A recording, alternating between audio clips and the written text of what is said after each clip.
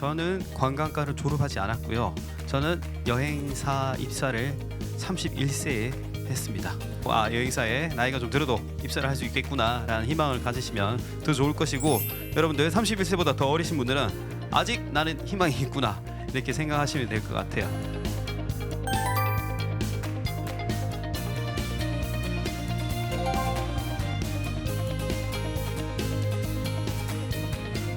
내가 호감을 사지 못하면요, 여러분들이 속에 가지고 있는 능력을 보여줄 기회가 없습니다. 나는 누군가에게 호감을 사게 만들어야 한다 라고 계속 고민을 하셔야 되겠습니다.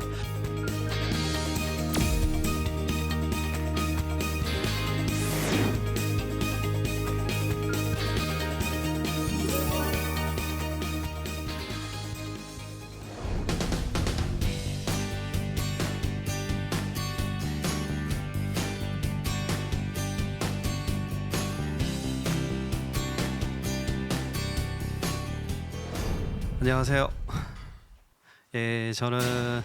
안녕하세요. 저는 여행 박사에서 근무하고 있는 심원보라고 합니다. 안녕하십니까?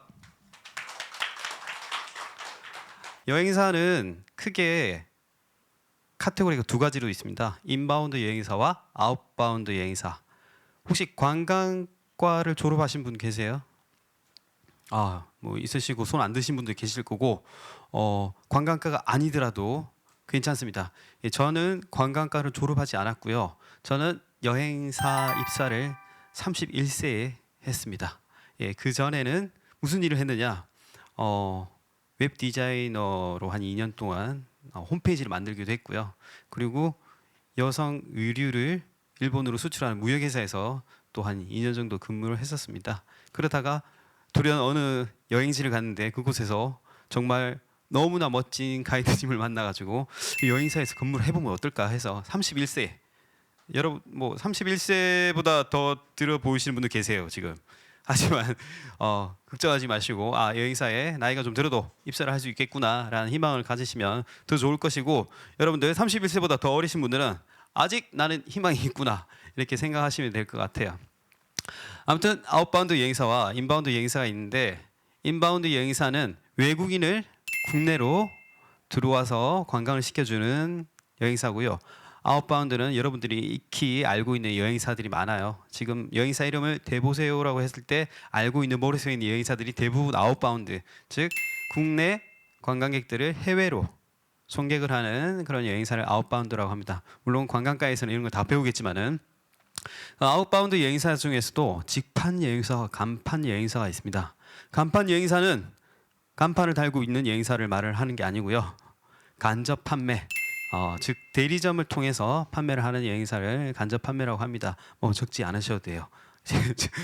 직접 판매는 고객하고 직접 접점을 이루어가지고 판매를 하는 온라인 여행사부터 시작해서 고객하고 직접 통화해서 판매하는 여행사 이렇게 보시면 되고, 여러분들이 익히 알고 있는 우리나라 1등 여행사, 2등 여행사들이 또는 동네에 가면은 간판 달고 있는 여행사들이 간접 판매 여행사라고 이렇게 보시면 되고, 그 외에 알고 있는 온라인 여행사들은 직접 판매 여행사라고 보시면 되는데요. 이 두 직판과 간판의 업무가 아주 미묘하게 조금씩은 차이는 있습니다. 하지만 근본적으로는 여행 업무가 비슷하기 때문에 보시면 되고요. 직무는 어떤 일을 하느냐, 여행사에 들어갔을 때 잘 보이시나요? 이 빛 때문에.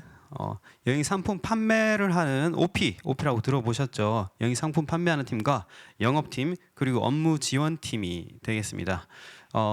여행 상품 판매팀은 상품을 개발하고 고객하고 상담을 하고 직접 판매를 하는 그런 오퍼레이터라고 하고요. 그리고 영업은 B2B 영업, 대리점 영업, 이런 업무를 하는 분들을 영업, 법인 단체, 학교 단체 이런 쪽에 가서 직접 영업을 하면서 수주를 따는 그런 업무를 하는 거고요. 업무 지원은 모든 기업에 다 있는 인사, 총무, IT, 개발 그리고 마케팅, 총무 이런 업무 지원을 하는 그런 팀이 구성이 되어 있습니다. 그리고 그 상품 기획 판매 여행사에서 OP가 대부분의 직원들로 구성이 되어 있는데요. 지역 전문가라고 하면은 일본 지역, 동남아 지역, 그리고 유럽, 미주, 뭐 남미 이쪽 지역을 전문적으로 꿰뚫고 있는 직원들이 고객에게 판매를 하는 업무를 하는 거고요.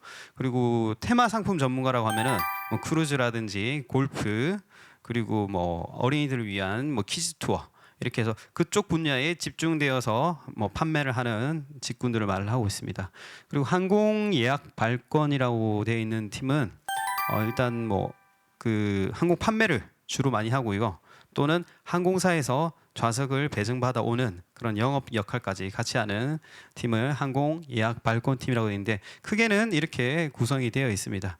그래서 뭐 여행사들마다 입사를 하게 되면은 이쪽 파트로 성격에 맞춰서 그 배분이 될 수도 있고요. 또는 여행사에서 이쪽 파트를, 또는 영업 파트 또는 OP 이쪽으로만 집중적으로 모객을 해서 구인을 하는 그런 여행사들이 있어요. 그래서 그 부분을 조금 알고 가시면은 입사하시는데 좀 더 도움이 될 것 같아요. 일단은 입사할 때 자기가 들어가고 싶은, 가서 하고 싶은 일에 대해서 충분히 인지를 하고 그쪽 부분에 대해서 알고 공부를 하고 가면은 면접이라든지 이력서 작성하는 데도 좀 많이 도움이 될 것 같아요. 여행사에서는 상품이 어떻게 만들어지느냐, 뭐 직접 관광지를 가서 체험하고 먹고 자고 둘러보고 이 일정을 짜서 만드는 것들도 있고, 기존에 있는 상품들을 좀 더 예쁘게 꾸미고, 또는 새로운 관광지가 생겼을 때 그 상품들을 더 예쁘게 구성을 하고 뭐 그렇게 하는 것들도 있고, 또는 랜드사라고 있어요. 랜드, 어떻게 보면 도매 쪽인데 그 도매 쪽에서 상품을 세팅을 해서 여행사에 공급을 하고 그 상품을 판매를 하고, 또 판매하는 사람 입장에서는 직접 그 관광지를 공부하고 다녀와 본 상태에서 고객에게 판매를 하는, 그렇게 해서 상품이 만들어지고 있어요. 그리고 학력에 차별이 있느냐 이런 거에 대해서 또 관심이 많으시더라고요. 뭐 고졸도 뭐 여행사에 근무를 할 수 있나요? 입사하는데 뭐 차별이 없나요? 뭐 전문대졸인데 괜찮나요? 뭐 이렇게 하는데 여행사마다 조금씩 차별은 있습니다. 차별은 있고, 고졸을 받는 여행사도 있고 전문대졸과 4년제대졸을 구분을 하지 않는 여행사들도 있는데, 입사하는 데는 문제가 없는데 입사하고 나서 승진에 조금씩 차별화를 두고 있는 큰 여행사들이 조금 있습니다. 그래서 조금 소규모 여행사들은 이런 차별화를 그렇게 많이 두고 있지 않은 걸로 알고 있고요. 그리고 관련 자격증이 있으면 좋은가라고 했을 때, 자격증은 여러분들이 뭐 어떻게 전쟁터에 나갔을 때 총, 칼, 뭐 수류탄 이런 것들을 많이 들고 있을수록 생존율이 좀 높아지겠죠. 그래서 아무래도 자격증이 있으면 좋지만은 뭐 없어도 그렇게 딱히 뭐 감점의 요인이 이렇게 되지는 않습니다. 외국어 역시 영어, 일본어, 중국어 이런 부분들을 할 수 있으면은 도움이 많이 되고요. 못한다고 하더라도 감점이라든지 이런 건 없고, 하게 되면은 가산점 정도 주어지지 않을까 그렇게 생각을 합니다.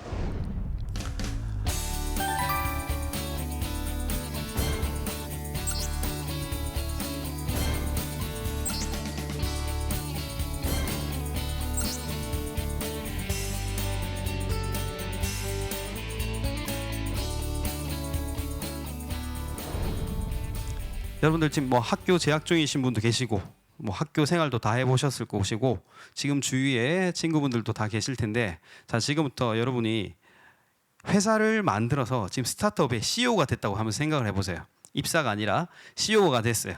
CEO가 됐는데 직원을 꼭 한 명만 입사를 시켜야 됩니다. 꼭 한 명만 입사를 시켜야 되는데, 지금 학생들은 우리 과에 학생들 중에 한 명을 입사를 시켜야겠다 생각을 해보세요. 또는 내 주위의 지인들 중에 누구를 데리고 오고 싶다라고 생각을 한번 해보세요. 내가 지금 스타트업의 CEO다. 친구들, 지인, 반 친구들 중에 꼭 한 명을 데리고 와야 된다 생각을 하셨어요? 생각이 안 떠오르면 큰일이에요, 그거. 주위에 같이 일을 하고 싶은 사람이 없다는 건 굉장히 큰일인데, 꼭 한 명을 데려와야겠다 생각을 하셨으면은 그 친구를 왜 내가 데리고 오고 싶은지를 한번 생각을 해보세요. 그 친구가 예뻐서, 잘생겨서, 아닐 거예요. 분명히 말을 잘하거나 지식이 굉장히 많다거나 또는 나보다 다른 능력이 있거나 뭐 컴퓨터 활용 능력이 굉장히 높거나 뭐 그럴 거예요. 그러면 그 친구와 내가 같이 면접 장소에 갔을 때 누구를 뽑을까요? CEO는 나를 뽑을까요? 옆에 지인을 뽑겠죠. 그러면 지금부터 여러분들은 그 지인이 가지고 있는 능력을 바로 가져와야 돼요. 지금부터 사진을 잘 찍는다. 그럼 사진 동호회라든지 뭐 또는 글쓰기라든지 그러면은 글쓰기 연습을 하고 컴퓨터를 잘한다든지 컴퓨터 활용 능력을 키워야 돼요. 지금 당장 취업을 하는 게 중요한 게 아니고 뭐 부모님들도 그렇고 교수님들도 다 이야기를 하실 거예요.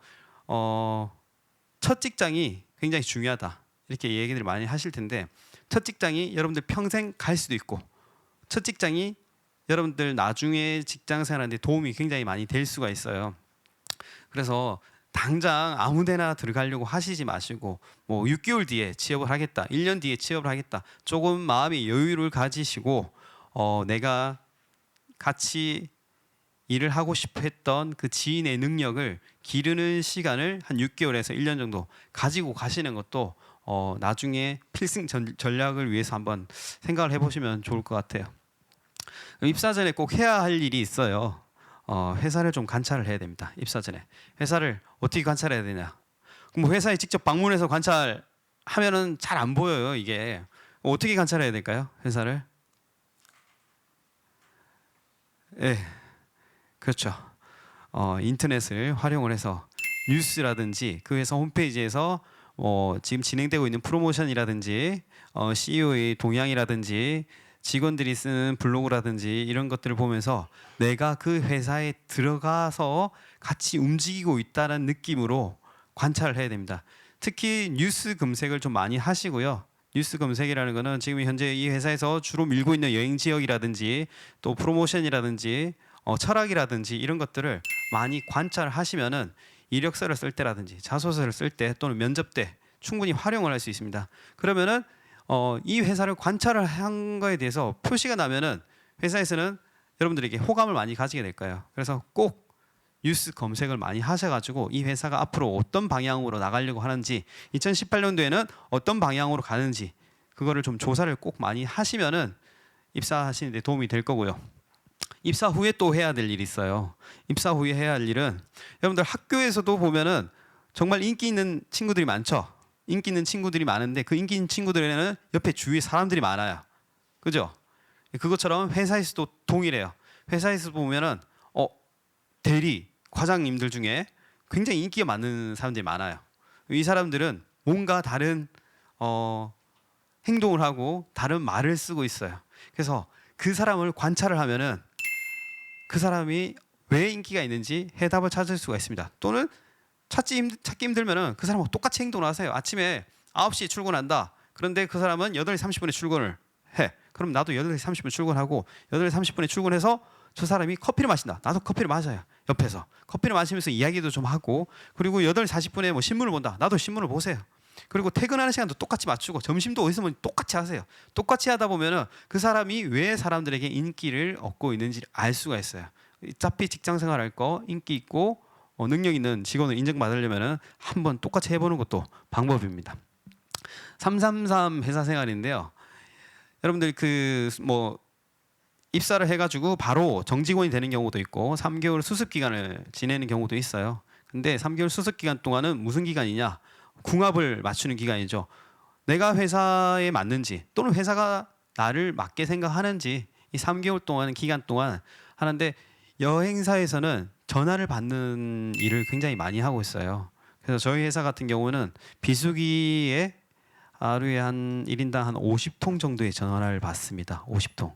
그러면 우리가 8시간 근무를 하면은 1시간에 6통 전화를 한다고 치면은 60분이니까 10분에 한 통꼴로 전화를 받죠. 그러면은 네 고객님, 네 안녕하세요 끊는 건 아니잖아요. 여러 가지 대화를 합니다. 그러면 최소한 5분 정도 대화를 하겠죠. 그럼 하루 반나절 이상을 전화를 한다고 보시면 돼요. 그럼 내가 3개월 동안 고객하고 전화 통화를 해봐요. 하다가 나는 정말 사람 비위를 못 맞추겠다. 그럼 아니죠. 이거는 다른 데 가야 됩니다. 다른 업종으로. 여행사가 나는 아니구나. 또는 여행사 내에서 서포트해주는 다른 직군으로 이동을 요청을 한다든지 그 기간 동안에 나와 회사 간의 어떤 궁합을 맞추는 그 기간이라 생각하시고 참아야 돼요. 참아봐야죠. 한번 끝까지. 참다가 도저히 안 되면은 이동을 하시고 3개월에서 나 이거 버틸만해 할만해 그러면은 얼마를 더 근무해야 될까요? 3년은 근무를 하셔야 돼요. 3년은 근무를 하셔야지 다른 직장을 이동을 할 때 실점이 없습니다. 1년 근무하고 또 1년 근무하고 1년 근무하고 그러면은 그 이력서가 굉장히 슬픈 이력서가 돼요. 다른 회사에서 이력서를 봤을 때 1년 근무하고 1년 근무하고 우리 회사에 온다. 아, 그럼 우리 회사도 1년만 근무하고 퇴사를 하겠구나라는 생각이 들어요. 그래서 한번 직장에 들어가면 최소한 3년을 근무하시고 그리고 3년마다 또는 5년마다 이직을 하시길 권해드립니다. 저는. 왜? 제 친구가 10년 동안 삼성전자에 다녔고요. 10년 동안 중소기업을 3군데를 다녔는데 연봉 차이가 누가 높을까요? 삼성이 높을 수도 있겠죠. 하지만 똑같은 능력에 똑같은 비슷한 중소기업을 다닌 친구가 좀 더 많이 높아요. 왜? 커리어 관리를 3년씩 하다 보니까 우리가 이직을 하면은 연봉이 조금씩 높아지는 건 아시죠? 예, 그렇게 해서 커리어 관리를 하시는 게 좋아요. 10년 동안 이곳에서 나는 임원이 되겠다 하시면 10년 동안 쭉 다니시면 되는데 본인의 능력은 다니시면은 잘 알게 됩니다. 3년 정도 다니다 보면은. 그래서 3년에 한 번씩 이직을 하는 것도 추천을 드립니다. 그러면은 어떻게 우리가 30년 동안 직장을 해요. 직장 생활을. 30년. 여러분이 만약에 30살에 입사를 했다. 그러면은 60살인데 25세에 입사를 했다. 55세 정도까지 근무를 한다고 쳤을 때 30년 동안 근무를 합니다. 근데 여러분들 지금 이 자리에 왜 있는지 아세요? 여러분들 여기 지금 다 20대잖아요. 20대라고 볼게요. 일단 전체적으로 20대일 때 10대에 여러분들이 공부를 그만큼 했어요. 그래서 여기 계신 거예요. 그죠? 그럼 20대 여러분들이 어떻게 생활하느냐 행동하느냐에 따라서 30대를 또 살아갈 겁니다. 또 30대를 어떻게 살아가느냐에 따라서 40대를 살아가요. 그래서 직장 생활 30년 동안 내가 이번 10년을 어떻게 보내느냐에 따라서 다음 10년이 어떻게 살아가진다. 그거를 꼭 명심해 두셔야 돼요. 그래서 그거를 잘 몰라요. 근데 뭐 미래에 대해서 우리는 잘 뭐 가늠하지도 않고 걱정하지도 잘 않아요. 하지만 지금 현실을 보세요. 내가 여기 있는 이유는 내가 10대 때 어떻게 했기 때문에 여기 있다. 그리고 여러분들 여자분들 피부 관리 많이 하시잖아요. 지금 이 피부는 10년 전에 관리를 어떻게 했기 때문에 이렇다라고 생각하시면 돼요. 그 피부 관리 지금 잘 하셔야지 40대 때 좋은 피부 유지하듯이 지금을 잘 운영을 하셔야지 여러분이 30대, 40대에 좋은 직장 생활을 할 수 있을 거예요. 여러분들 이 마크 혹시 보신 적 있으세요? 어디서 보셨죠? 라고 물어보면은 술집에서 봤다고 합니다. 삿포로 맥주를 이야기하시는데 이거 여러분들 컴퓨터에 있어요. 컴퓨터에 어디 있죠? 컴퓨터에 익스플로어에 보면요 즐겨찾기 마크예요. 이게 즐겨찾기 마크인데 별이죠. 별 꼭지점 몇 개예요? 꼭지점이 5개입니다. 5개인데 여러분들 즐겨찾기 쓰시죠? 뭐 요즘에는 핸드폰에서도 즐겨찾기 많이 쓰는데 오늘 집에 가서 내 컴퓨터에 즐겨찾기 한번 쫙 열어보세요. 열어보시면은 뭐 남자분들 뭐 게임이 막 들어갈 수도 있고 여자분들은 뭐 자기 취미생활도 들어갈 수 있고 하는데 이 즐겨찾기가 여러분들 꼭지점 5개 5년 뒤에 그렇게 변해 있을 거예요. 그래서 오늘 즐겨찾기 보시고 안 좋은 것들이 있다 그러면은 다 삭제하시고요. 리셋. 자, 오늘부터 어느 회사에 어느 기업에 들어가고 싶다 또는 나는 10년 뒤에 어떤 능력을 가지고 싶다, 영어를 더 잘하고 싶다, 뭐 PPT를 더 잘하고 싶다 그러면은 그런 것들만 추스려서 이제 넣으시기 바랍니다. 그러면은 여러분들이 5년 뒤에 좀 많이 변해 있을 거예요. 게임 안 하고. 예. 그래서 오늘은 집에 가서 즐겨찾기 리셋하는 시간을 가지도록 하고요. 여러분들 그 연예인들 이제는 연예인들 안 좋아하시죠? 예. 뭐 공유 뭐 이런 분들 좋아하시려나 아직까지? 우리 10대 때는 가수들을 굉장히 많이 좋아해요. 가수들을 굉장히 많이 좋아하는데 그 가수들이 갔던 카페를 가고 그 가수가 먹었던 컵을 구하려고 하고 그 가수가 신었던 신발을 사고 싶어하고 막 그렇게 하잖아요. 그죠? 우리 동생들 보면 그렇게 하잖아요. 근데 그 가수의 신발을 신고 가수의 옷을 입는다고 내가 가수가 되진 않아요. 그죠? 근데 여러분들이 그런 연예인이 아닌 정말 우리 사회에서 인정을 받고 높은 사람으로서 모든 사람이 존경하는 그런 사람을 한 명을 선정을 해봅시다. 뭐 이순신 장군, 세종대왕 이런 거 말고요. 그죠? 잡스를 예를 들어 볼게요. 잡스는 뭐 굉장히 인정을 많이 받은 사람이잖아요. 그분이 책도 냈고 했는데 잡스의 책을 보면은 잡스가 어떻게 생각을 했다. 뭐 아침에 일어나서 무엇을 했고 점심 때는 뭘 했고 일을 할 때는 어떻게 했고 뭐 이렇게 하는 책들이 있어요. 그런 책을 보면은 그 위인들의 행동을 그대로 한번 따라해 보시고 그들의 생각을 내 머릿속에 한번 넣어 보세요. 그러면 나는 연예인을 좋아했을 때 연예인이 되진 않지만은 그런 위인들을 따라했을 때 위인에 가까운 사람이 될 수 있으니까 그런 행동들을 한번 따라 한번 해보시는 것도 좋을 것 같아요. 자, 입사 시작입니다. 여러분들 입사 시작 입사 준비 시작. 이게 한번 오늘 제가 뭐 말하는 것들의 가장 핵심 포인트인데요. 오늘 제가 말씀드린 거 다 잊어버려도 되는데 이것만 꼭 기억하고 가시면 좋을 것 같아요. 자, 같이 우리 이력서, 자소서 그리고 면접 그곳에서 내가 호감을 사지 못하면요, 여러분들이 속에 가지고 있는 능력을 보여줄 기회가 없습니다. 그래서 이력서와 자소서와 면접은 굉장히 신경을 써야 되는 부분이거든요. 그래서 이 호감을 사지 못하면 능력을 보여줄 기회조차 없다는 것을 오늘 집에 가셔서 또는 어딘가에 메모를 해두셔가지고 나는 누군가에게 호감을 사게 만들어야 한다라고 계속 고민을 하셔야 되겠습니다. 그럼 자소서를 어떻게 써야 할까? 그게 제일 걱정이시잖아요. 물론 잘 쓰시는 분도 계시지만은 오늘 제가 하는 방법을 한번 써보는 것도 좋을 것 같아요. 자, 인사 담당자의 영혼을 뺏는 자소서 쓰기. 되게 기대되지 않아요? 그죠? 영혼을 뺏는다. 솔직히 영혼을 뺏는 건 아니에요. 하지만 이렇게 카피를 씀으로써 여러분들을 혹하게 만들었잖아요. 그래서 인사 담당자도 이렇게 혹하게 만들어야 된다는 겁니다. 자소서에 제목을 쓴다든지, 여러분 자소서에 제목 쓰시나요? 자소서에 그 제목을 쓰시는 분도 안 쓰시는 분도 계실 텐데 자소서에 저렇게 인사 담당자의 영혼을 뺏는 카피를 하나 쓰는 것도 그 사람이 영혼을 뺏는 방법이니까 한번 고민을 해보시면 좋을 것 같아요. 자, 그러면은 자소서에서 절대 쓰지 말아야 되는 얘기가 쓰면 좋은 얘기들을 하도록 하겠습니다. 자소서에서 하면 안 되는 얘기, 우리 부모님 얘기예요. 그래서 보통 보면은 자소서에 저는 서울에서 일남 삼녀에서 막내로 태어나서 굉장히 화목한 집안 또는 엄격한 아버지 아래에서 자라서 저희가 굉장히 참되고 바르게 살아왔습니다는 필요가 없어요.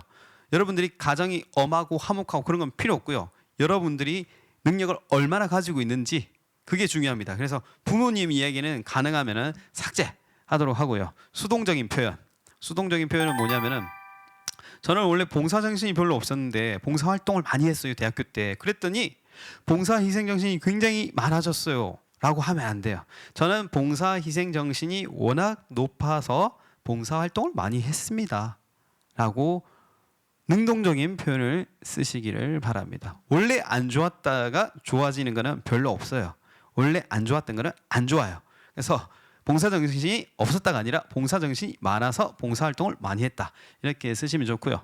그리고 논리가 빈약한 거는 저는 장녀라서 책임감이 강합니다. 근데 인사 담당자가 차남이야, 차녀야, 큰일이죠. 그럼 나는 뭐 없어? 책임감이 없어? 이렇게 할 수도 있잖아요. 그래서 그런 표현을 쓰시지 마시고, A형에서 굉장히 꼼꼼합니다, 인사 담당자가 O형이야 막, 그럼 또 안 되잖아요. 그래서 그런 논리가 빈약한 이런 표현들은 안 쓰시는 게 좋고요. 내가 꼼꼼하다 하면은 내가 꼼꼼한 사례를 쓰는 게 훨씬 유리하다고 할 수 있습니다. 그리고 귀사, 인재, 역량 이런 단어는 회사에서 쓰는 단어라서 여러분들이 쓰시기에는 뭐 귀사에 지원하게 된 동기는이 아니라 회사명을 그대로 쓰시는 게 좋습니다. 뭐 대한민국에 지원을 하게 된 이유는 뭐 이렇게 회사명을 그대로 명시를 하는 게 좋고, 기사라는 단어, 인재, 역량이 굉장히 저는 뛰어납니다라고 하는 거는 아니라는 표현입니다. 그리고 자소서에 쓰는 것 중에 이제 지원 동기가 있죠. 지원 동기는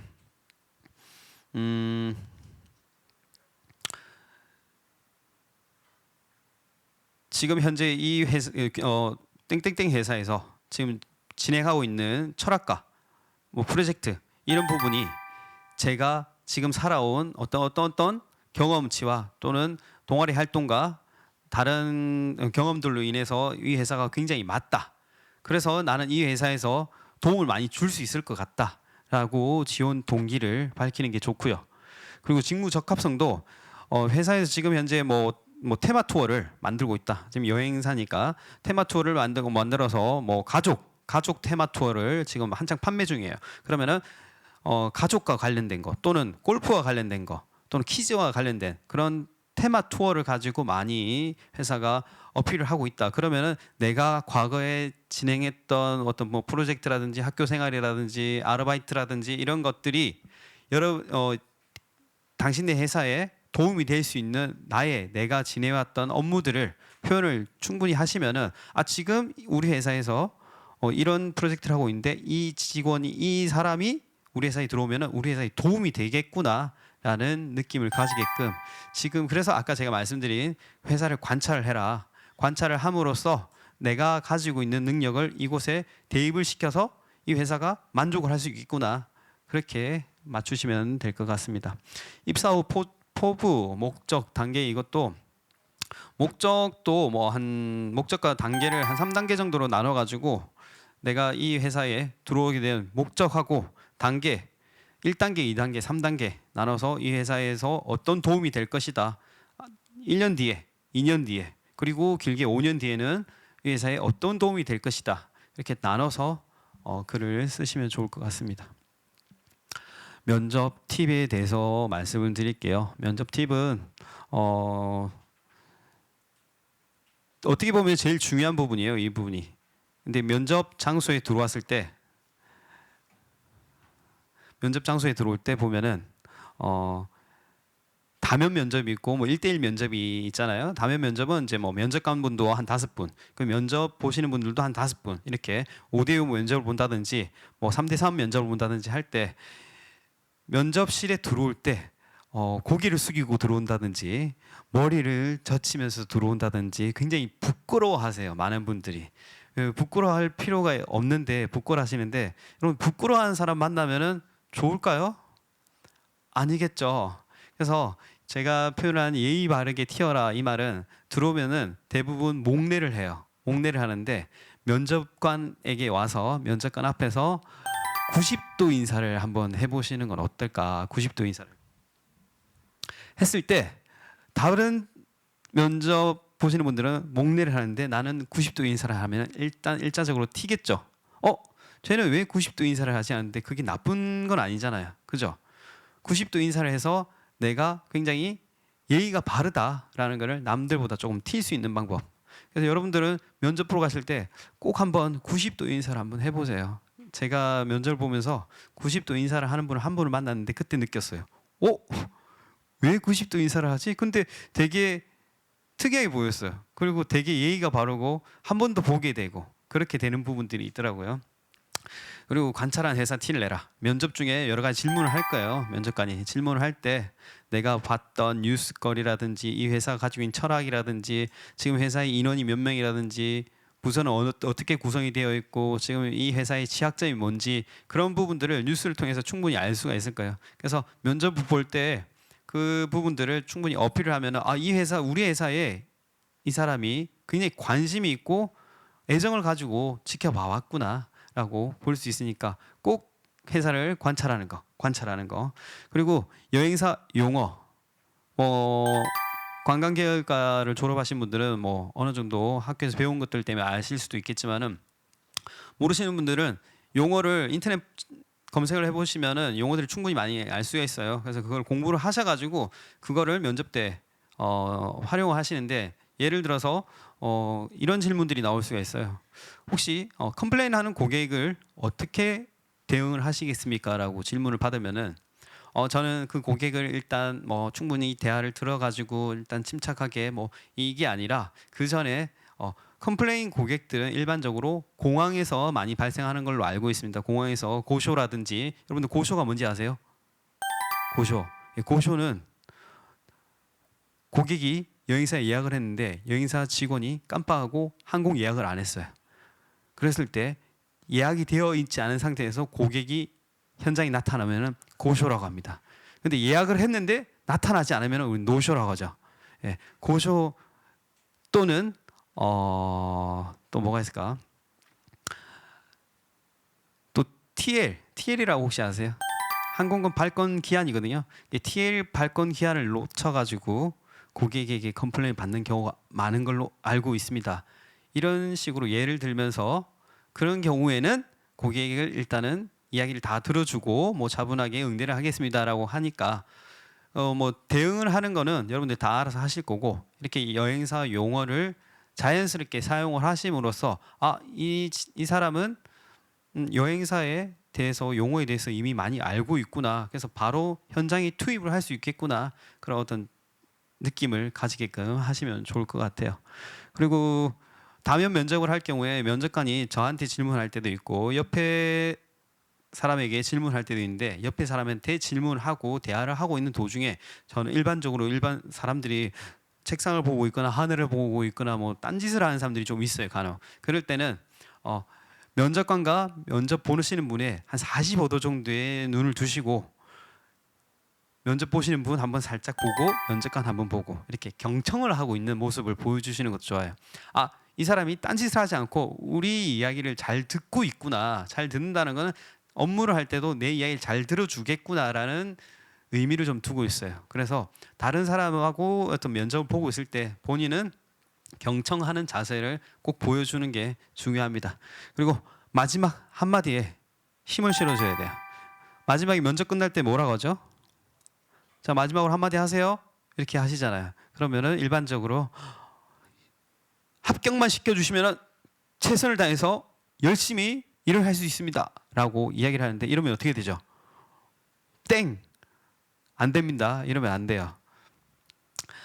세 가지 예를 들어 볼게요. 세 가지 예를 써먹으셔도 돼요. 저희 회사 올 건 아니니까 이 세 가지 예를 다른 회사에 입사하실 때 한번 써먹어도 되는데, 이거 말고도 다른 예를 들어서 하셔도 돼요. 한마디 하세요. 그러면 이제 저는 혹시 면접관님께 질문을 드려도 될까요? 라고 했을 때 면접관들이 일반적으로 안 돼요 라고 하진 않아요. 해보세요 이렇게 얘기를 합니다. 그럴 때는 면접관님 혹시 투어, 트립, 트래블이 어떤 뜻인지 아십니까? 라고 하면은 무슨 뜻이죠? 여행이잖아요. 그죠? 다 여행 아니에요? 이렇게 할까요? 투어는 일반적인 관광을 투어라고 하는 게 좀 많은 걸로 알고 있습니다. 그리고 트립은 단기간 여행을 하는 걸 트립이라고 하고 있고요. 트래블은 장기간 여행을 하는 걸 트래블로 알고 있습니다. 그래서 저는 이 회사에서 트래블을 하고 싶습니다 라고 하면은 뭐 굉장히 감동을 먹진 않아요. 감동을 먹진 않는데 다른 생각으로 다른 표현을 하는 거죠. 그러면서 마지막에 느낌을 꽉 잡아줘야 돼요. 그리고 책상 정리. 면접관님 질문하겠습니다 라고 했을 때 하세요 하면은 면접관님 책상 정리를 잘하는 사람이 좋습니까? 잘하지 않는 사람이니까 좋습니까? 했을 때 당연히 잘하는 사람이 좋겠습니다 라고 하겠죠. 그러면은 책상 정리를 잘하는 사람은 컴퓨터 내에 폴더 정리도 잘하는 걸로 알고 있습니다. 그리고 그 폴더 정리를 잘함으로써 주위의 사람들에게 생산 능력을 굉장히 높일 수 있다라고 알고 있습니다. 그래서 저는 책상 정리뿐만 아니라 폴더 정리를 굉장히 잘하는 사람이기 때문에 제가 입사를 하게 되면은 회사 또는 제 주위의 사람들에게 생산 능력을 향상시켜 줄 수 있는 그런 사람이 될 것이라고 자부합니다 라고 하면은 또 다른 느낌을 가져가겠죠. 그리고 마지막으로는 센스. 여러분들 살아가시면서 센스 있네라는 이야기를 들어보신 적 있으세요? 센스 있네. 그 센스가 뭐냐? 센스는 관심이에요. 관심. 여러분들이 센스 있네라고 들었던 그 상황은요, 그 상황이 굉장히 너무 좋아가지고 그곳에 아마 몰두를 했을 경우에 센스 있다라는 얘기를 들었을 거예요. 즉 우리 회사에 출근했어요. 출근했는데 부장님이 아침마다 커피를 드세요. 그런데 8시 10분에 항상 출근을 하셔가지고 8시 5분에 커피를 들고 들어가는 걸 봤어요. 그러면 8시 10분에 출근한과 동시에 내가 커피를 하나 싹 갖다 주는 거죠. 계속 갖다 주면 센스 있는데? 이라고 얘기하겠죠. 그럼 뭐냐? 내가 부장님께 관심이 있었어요. 이거 뭐 좋아한다는 게 아니에요.